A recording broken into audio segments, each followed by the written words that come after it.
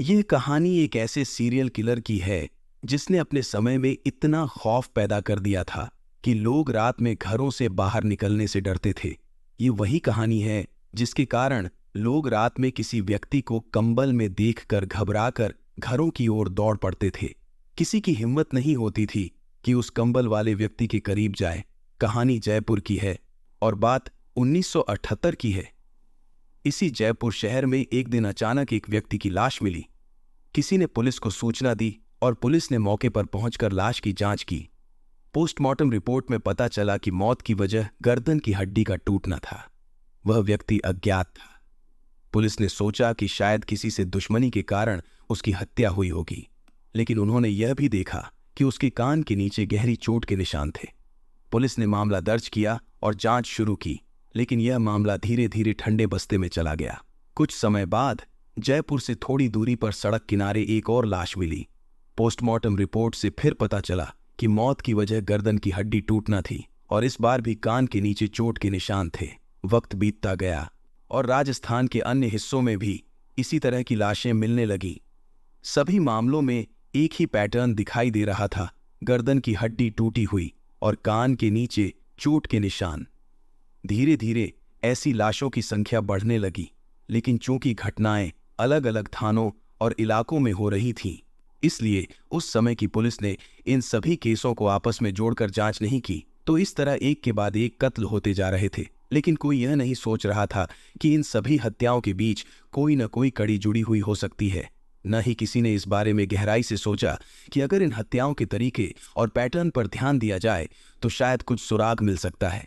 धीरे धीरे करके 10, 12, 15, 20 लाशें मिल गईं। उस समय शायद मीडिया में क्राइम की खबरों को उतनी तवज्जो नहीं दी जाती थी, इसलिए इन लाशों का सिलसिला काफी हद तक अनदेखा रह गया। जब 10-20 लाशें मिल गईं, तो एक दिन जयपुर में बैठे एक सीनियर पुलिस अधिकारी की नजर एक छोटी सी खबर पर पड़ी।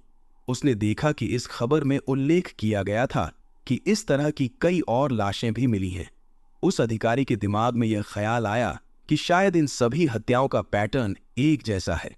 उसने अपनी टीम को इस मामले की तहकीकात में लगाया और कहा कि इन हत्याओं के पीछे की कड़ी को ढूंढना जरूरी है।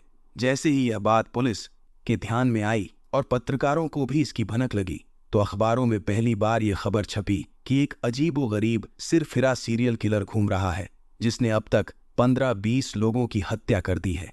इस खबर के छपने के कुछ ही दिन बाद फिर एक और लाश मिली। खबर में यह भी बताया गया था कि हत्याओं का तरीका एक जैसा है। गर्दन की हड्डी टूट जाती है और कान के नीचे किसी भारी वस्तु से चोट के निशान पाए जाते हैं।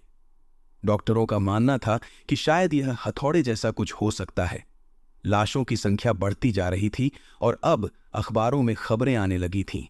जब आम जनता तक यह खबर पहुंची कि राजस्थान के विभिन्न इलाकों में ऐसी लाशें मिल रही हैं और हर लाश पर कान के नीचे चोट के निशान हैं, तो एक अखबार ने इस अनजान कातिल को एक नाम दे दिया, कनपटी मार सीरियल किलर। इस नाम के साथ वह कातिल लोगों के बीच मशहूर हो गया। इसी दौरान पुलिस की टीम भी सक्रिय हो गई थी।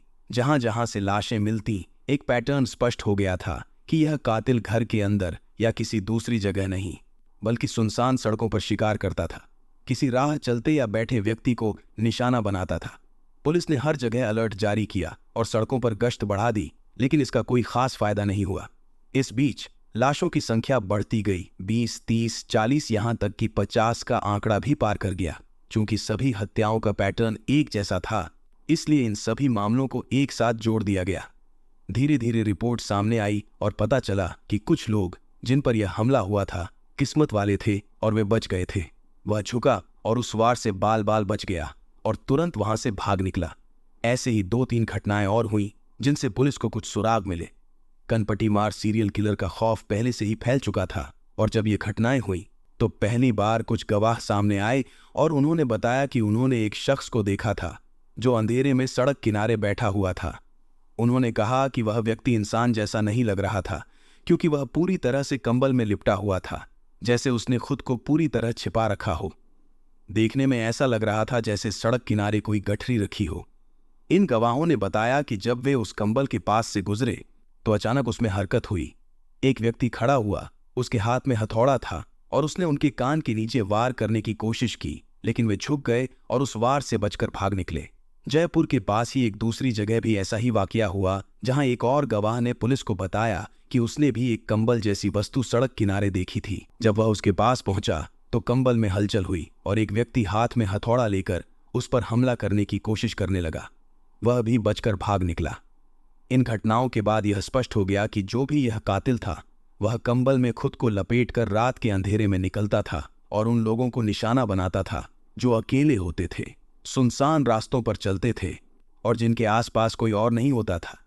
यह महत्वपूर्ण जानकारी पुलिस के हाथ लगी और अब पुलिस को यह पता चल गया था कि कातिल कंबल में छिपकर वार करता है। जैसे जैसे यह बात फैली, लोगों के बीच कंबल का डर बढ़ने लगा।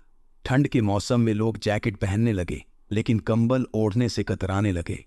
गांवों और छोटी जगहों पर जहां लोग सामान्यतः चादर या कंबल ओढ़कर चलते थे, वहां भी कंबल को देखकर लोग डरने लगे और उसे कनपटी मार सीरियल किलर समझकर भागने लगे। अब इस कंबल वाले कातिल का खौफ पूरे जयपुर और आसपास के इलाकों में फैल गया था। लोगों को चेतावनी दी जाने लगी कि अंधेरा होने के बाद सुनसान रास्तों पर न जाएं और अगर जाना हो तो समूह में जाएं। इस बीच पुलिस के लिए यह एक बड़ा चुनौती बन चुका था। पुलिस लगातार जांच कर रही थी और कुछ चश्मदीद गवाह भी मिल रहे थे, लेकिन लाशों की संख्या भी लगातार बढ़ती जा रही थी। अब यह संख्या 50 से 60 के पार पहुंच चुकी थी और गिनती अभी भी जारी थी। पहली बार इस खौफनाक सीरियल किलर की खबर राजस्थान से निकलकर दिल्ली पहुंची। अब सेंट्रल गवर्नमेंट तक यह बात पहुंच गई कि एक ऐसा कातिल है जिसने 50-60 लोगों को मौत के घाट उतार दिया है और पूरी पुलिस फोर्स उसे पकड़ नहीं पा रही है।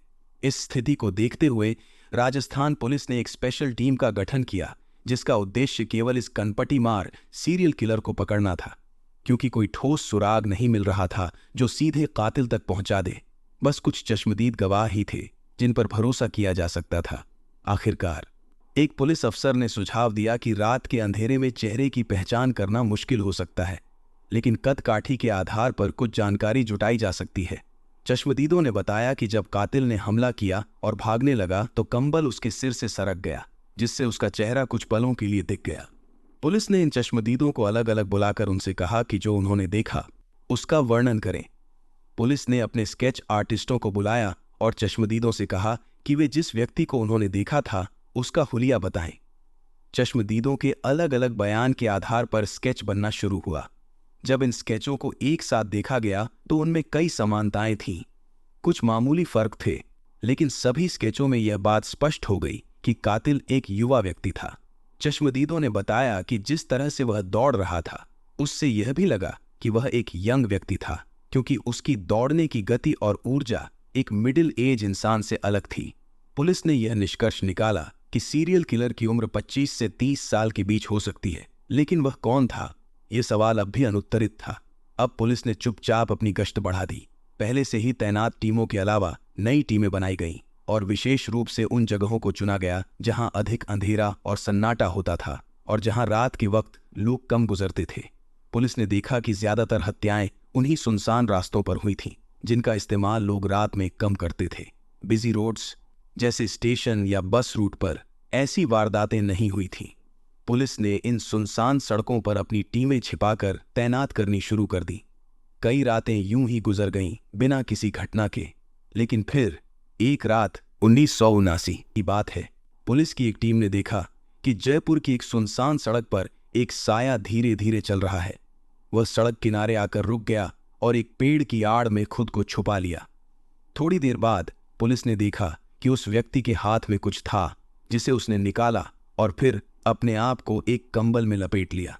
पुलिस को पहले तो लगा कि यह शायद उनकी ही कोई टीम का सदस्य है जो इस तरह से छुपा हुआ है, लेकिन फिर उन्होंने सोचा कि उनकी टीम के किसी भी सदस्य के पास कंबल नहीं था। यह देखकर पुलिस सतर्क हो गई और उन्होंने ध्यान से उस व्यक्ति की गतिविधियों पर नजर रखनी शुरू कर दी।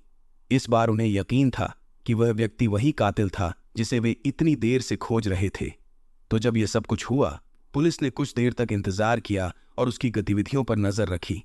थोड़ी देर बाद उन्होंने देखा कि वह व्यक्ति हलचल कर रहा है और कंबल लपेटकर वापस जाने की तैयारी में है। जैसे ही वह चलने लगा, पुलिस की टीम ने अचानक धावा बोला और उसे धर दबोचा। उस समय पुलिस को यह पता नहीं था कि वह वास्तव में वही कातिल है या नहीं। लेकिन उन्हें लगा कि इसे जांचना जरूरी है। उसे पकड़कर थाने लाया गया और पूछताछ शुरू की गई। सबसे पहले उससे नाम पूछा गया तो उसने कहा, मेरा नाम शंकरिया है। जब उससे उसके ठिकाने के बारे में पूछा गया तो उसने जयपुर का एक पता बताया। पुलिस की टीम उस पते पर पहुंची और पुष्टि की कि वह वहीं रहता था और उसके माता पिता भी वहीं रहते थे। शंकरिया उस समय 26-27 साल का हो चुका था। पुलिस ने उससे पूछा, तुम्हें पता है कि पूरे राज्य में, शहर में एक कनपटी मार कातिल का खौफ फैला हुआ है, जो कंबल ओढ़कर निकलता है और लोगों को मार रहा है। 60 से ज्यादा हत्याएं हो चुकी हैं। फिर भी तुम रात के अंधेरे में कंबल ओढ़कर क्यों घूम रहे हो? तुम्हारा मकसद क्या है? उस समय जब पुलिस ने उसे पकड़ा था तो उसके पास कोई हथियार नहीं था। पुलिस ने उससे और सवाल किए, क्योंकि उन्हें पोस्टमार्टम रिपोर्ट के अनुसार यह जानकारी थी कि कातिल के पास हैमर या हथौड़ा होता है। शंकरिया का जवाब सुनकर पुलिस वाले हैरान रह गए। उसने बिना किसी डर के कहा, साहब, 60 नहीं, मैंने 70 लोगों को मारा है और कनपटी मार कातिल मैं ही हूं। पुलिस वाले उस साधारण दिखने वाले युवक को देखकर दंग रह गए। वह दिखने में एक सामान्य युवक था, जो ठीक ठाक शक्ल, सूरत और बोलचाल वाला था। पहले तो पुलिस को लगा कि वह मजाक कर रहा है। उन्होंने कहा, तुम जानते हो कि तुम क्या कह रहे हो? शंकरिया ने ठंडे स्वर में जवाब दिया, आप कह रहे हैं 60, लेकिन मैंने 70 लोगों को मारा है, और वह भी इन्हीं हाथों से। अब पुलिस को यह समझ में आ गया कि वह गंभीर है।